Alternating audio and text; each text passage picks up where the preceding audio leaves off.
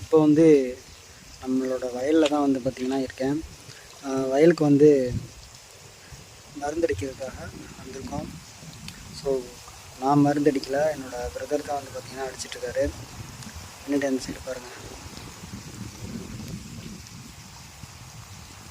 சும்மா வேடிக்கை தான் பார்த்துட்ருக்கேன்.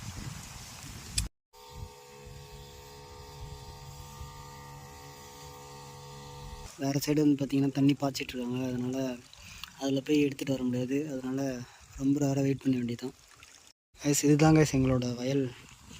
இந்த சைடு வந்து பார்த்திங்கன்னா ஃபுல்லாக தென்னை மரம். அதேமாதிரி இந்த சைடும் பார்த்திங்கன்னா ஃபுல்லாக தென்னை மரம் இருந்துச்சு.